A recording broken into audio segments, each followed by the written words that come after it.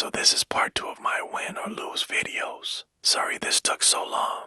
Your girl was burned out. But trust I'm back. Vids are on the way. Anyways, enjoy the video. I worked very hard on it. Anyway, next up is Ira. Ira is the little brother of Taylor, who we get to see in the next episode, and he displays a lot of traits of like that one sibling that is always getting dragged to like the other siblings' activities. So he's like, like, oh, we have to like go watch your sister play soccer, and she's like, and literally like, I just love Ira because in the show he is portrayed with this big personality, and his big personality is what gets him like tangled up with high schoolers because they like I was little sweet innocent guy, and them high schoolers just love high school guys and like those weird high schoolers just love like befriending like that one innocent person in the friend group who doesn't really know what's going on. It's like such a weird fetish. Anyway, like Ira helps them like with this stealing thing, and next thing you know, like Ira's part of their little gang now. But that's because also in the episode, Ira, like Taylor gets a boyfriend, and Ira's like kind of bored because he's a little 10-year-old. He doesn't want to be hanging around with his sister's boyfriend all the time. So literally, he gets affiliated with these little kids, with these high schoolers, and after a while, Ira doesn't really like it. So he's like, okay, I'm gonna like stitch on you, and that's how the episode ends. Once again, I didn't relate because I was a 10-year-old and I'm like about to be a 16-year-old. But like literally, like I was like big in imagination, him daydreaming, him thinking of an event when this way, when it didn't. I relate a lot to his imagination. I'm always daydreaming. I'm always not thinking out of off like sometimes like I do think that like what if we were like magical, like what if we had magic, like what if like we were really like those teenagers in those TV shows who had hide a secret that they had like magic or whatever. And I don't know, I have a big imagination too, and I like really I don't like wait and I don't know, like I just like Ira. He is so cute, and also Ira's short. Like I'm so sorry, that's like not important, but Ira's so short, and it's like, well, he's also 10. I thought Ira was 8. And then I saw him get on the bus with his sister who, like, I think they're in 8th grade. It's crazy, and I'm just yapping at this point. So I'm going to go on to the next character, Euan, because, no offense, there's not a lot on Ira. So, Euan. Euan portrays himself as this confident kid, but in reality, he's very childlike and sensitive and takes everything to heart. Now, this episode got a lot of, okay, it didn't get controversy, it just got a lot of people talking because this is how the episode goes. The episode follows Yuan, and I'm not saying he's a star, he's like the star player on the team, but I think he's a thrower. I don't know softball, y'all, I'm so sorry, but like, he's the one that throws the ball, and he throws it so much, he throws it so fast that like the other team ends up missing. And he's just a very confident kid. You know, like that one like sports guy in middle school who has an ego that is like 10 feet taller than him. Like, yeah, that's Yuan. But Yuan's like, I don't know if Yuan's a good person though, unlike IRL people. Anyway, but Yuan in reality is really childlike and sensitive.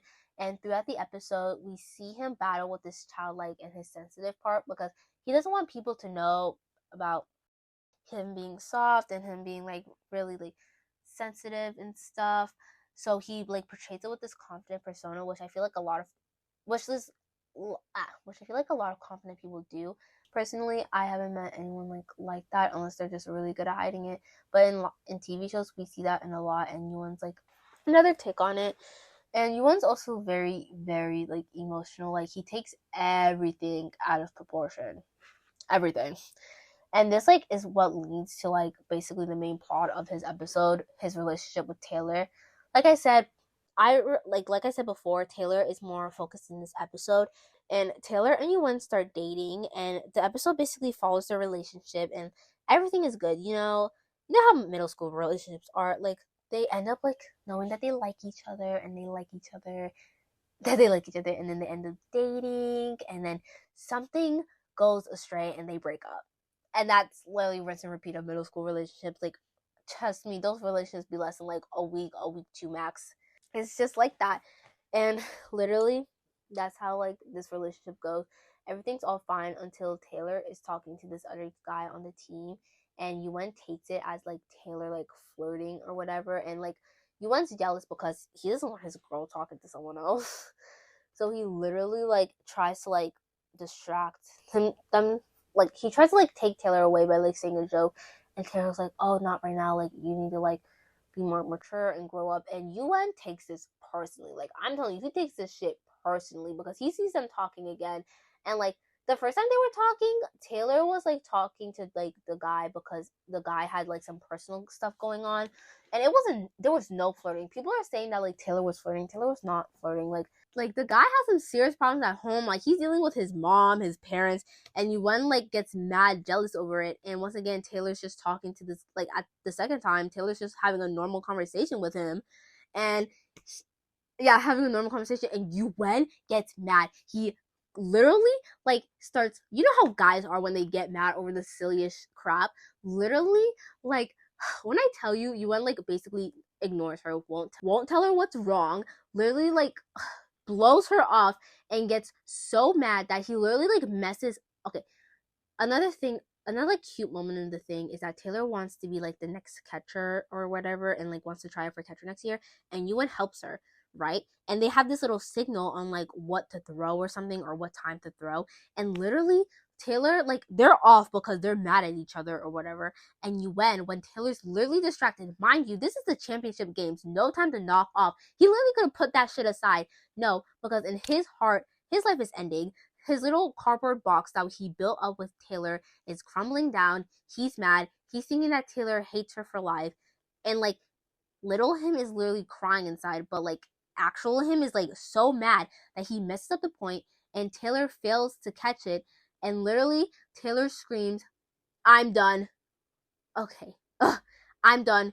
We're done. And and she's crying too, because I would be crying too, because what you mean you hate me? She doesn't even know why he hates her, because Yuan doesn't say anything. She doesn't know what's like why he's so mad. So she's literally crying, because this is also like this is middle school we're talking about. She's crying and literally gets her tears and wipes off the heart, right? And in Yuan's point of view, she screams, "Grow up." And I'm like, period, because first of all, what you be out here doing horrible for? Like you just messed up our championship game. Like what? That's me personally. Personally, I would be like, that's what I would be thinking. But that didn't actually happen. Well, the grow up part didn't happen.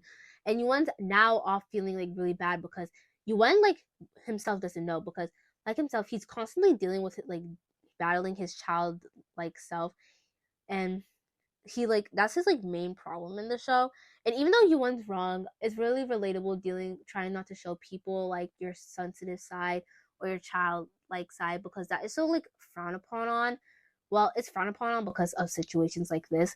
But I feel like if Yuan like knew how to like circulate his feelings better, and knew like the moments to show that and to not, and like kept a good balance of it, like I feel like this big blow up would have not happened. But oh well.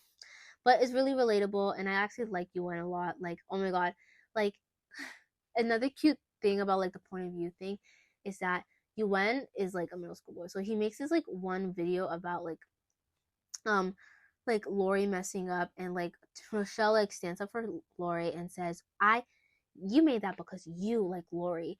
And in Lori's point of view, he casually says, like, and this is what he actually said.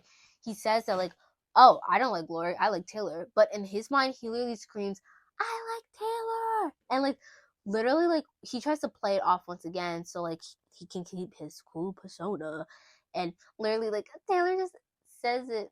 He, like no, in his mind, he casually says, "Will you go on a would you go out with a date with me?" And he's like, but in his little mind, he's like, "Can you go out with a date with me?" Like in this really cute voice. And literally they're standing there for a hot second because Taylor's like shocked. And then when she says, "Yeah, sure," and his little like cardboard box self, she screams, "She loves me!" And literally like when they kiss for the first time, this fucking montage of like random ass shit, and Obama pops up just because he kissed Taylor.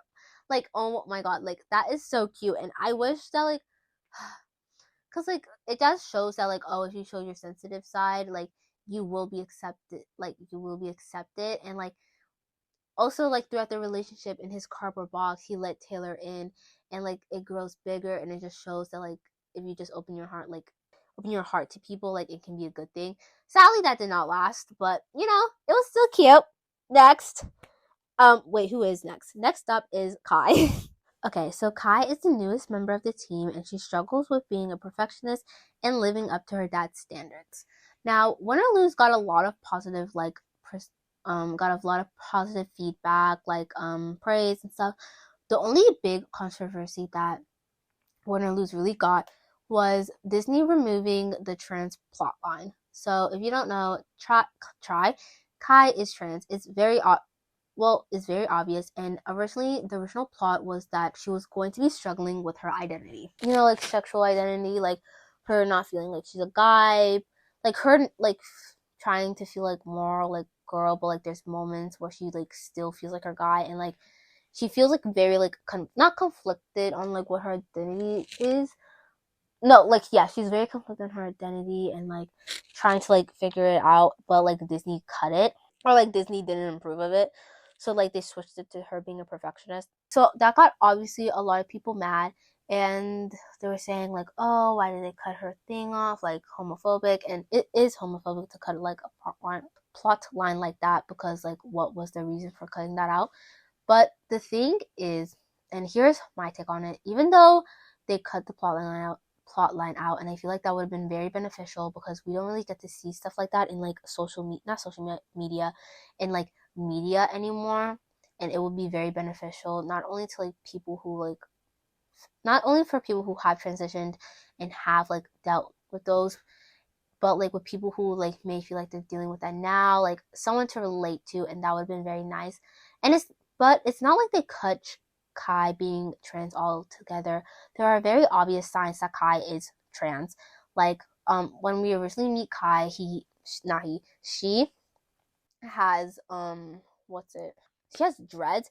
I mean, she still has like, okay, she had like locks or whatever. But like, I'll just show you, because I don't know what the hairstyle is, but it's a very like one of the like typical like black eye hairstyles, like, you know, and over time it like grows out into this like locks ponytail, and we see her wearing more like brighter clothes and like girly clothes. And also, the talk about her transitioning from baseball to softball was supposed to be like, oh, I'm going from a man to a girl, and he's like, and like her dad accidentally saying baseball instead of softball, or like when her dad says, wait, why like quit baseball? You were so good at baseball. Is like another take of like, why like you're good as a boy, or like whatever. And I'm saying I will always love you. Like, it's very obvious, right? People who deny it are dumb. And honestly, like I said, even though they cut that storyline out, and it would have been very beneficial, them not focusing on her being trans is also not a terrible bad thing, because a lot of times when people are like trans, they're like gay, and even with race too, a lot of times that can feel like that's their only like a lot of I don't know how to describe this, but sometimes like people like to think, oh, their race and sexuality is all that they are, right? Once they notice something, they immediately put these stereotypes on them and view them and treat them differently, and only view them in that certain way, in that certain light. Don't view them based on the problems that they're dealing with, their personality, their interests, their hobbies, just on that one thing that they can't change or they don't want to change. So them like saying, yes, hey, we're bringing light to we have a trans character on our show, but they also deal with this, is very nice, because it's like, yes, Kai is trans, but she's also a perfectionist that like deals with trying to live up to her parents' standards, and trying to work so hard, and feeling that no matter what she does, it's never enough. And I like that so much, because we're so much more than this one thing in our life. Like, people are so much more than their sexuality. People are so much more than their religion. People are so much more than their race, and I love that they portrayed that. And even though Disney cut out their like thing, it wasn't like the writers, by the way, it was like Disney. I like that they're even allowing like these writers and these directors to introduce these new characters, not new characters, like these type of characters, because they're so needed. And I don't know, like I just love Kai because she's she's such like a good person too. And oh my god, perfectionists in TV shows have my heart, because also like once again they're in middle school. I keep mentioning that, but literally I wasn't in 8th grade when I dealt with this like they are, but in 7th grade I was the biggest perfectionist. I was so fixated on like trying to like do this, get all A's and blah blah blah. And like even now, like I'm not hyper focused on that anymore. But like I still want to have good grades. Like I like stress myself over it so much, and then I go into this like train that like I'm not this thought train that I'm like not good enough. And also like having like African parents, like they obviously put so much pressure on you to like actually like try to like achieve like such good grades and like doctor and blah blah blah blah. So having like a parent who like puts that type of pressure on you is like it is like very like it really changed their brain chemistry. And oh my god, I just live for perfectionist characters, because I wish I had like characters to like tell me that like it's not okay. Like I don't know about you, but when like for example like Isabella is another good example of a perfectionist character. I felt I was defending that girl with my life, because I'm like, you will never understand like the perfectionist view. You'll never understand it unless you go through it. And I just love characters like that, because it's something that like it's so bad. And literally in the episodes, like when Kai's like feeling like really bad about this, she literally sinks, like she starts sinking into the floor, and that's how it feels. It feels like you're sinking because you have so much pressure on you, and you feel like nothing you do is like ever like good enough. And it's just so I love Kai's story.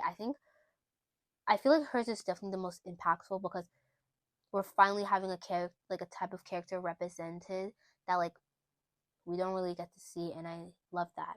Like even though like they took out the show once again, them even allowing a character like this is so progressive. And I'm hoping one day Disney will allow the like type of will allow like storylines like the original storyline to be. I hope one day they'll greenlight stories like lines like that. But I think this is a great step forward in the right direction. Sorry, that was a lot of yapping, but the next character and the final character is the coach. The coach is obviously the leader of the team, and he is dealing with being a people pleaser and the fear of getting replaced. Well, it's not really a fear, it's more like reality. You know what I mean? Sorry, like I've been filming for so long, I'm starting to lose my brain. But like literally in the episode, the coach is like he has this bubble towards the thing, and that nothing negative can get towards it, and it's only him and his team. And he really tries to put this positive mindset in his like not team members, and his what do coaches call their like the people that they're coaching, their coachees? I don't know, their students. I'm just gonna say students. And his like students, and he just wants them to have a good time, aka a fun time.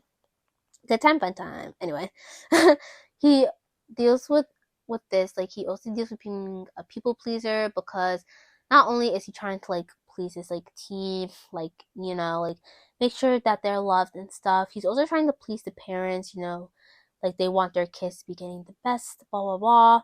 And he like with this, he doesn't really get to say what's on his mind. Like he wants to say so much, but it ends up being like very very small, which I relate to so much. I've been a people pleaser my whole life. It's so bad. But I definitely relate to the thing of like wanting to say like what's actually on your mind, aka the first thing that comes to your mind, but in reality you just say something so quiet, and it's like like, and that's like how it's portrayed in the show. And literally like over the episode he bottles all this stuff up, because he's still trying to like make everyone happy, when in reality he's not happy, and this ends up blowing up at the final game.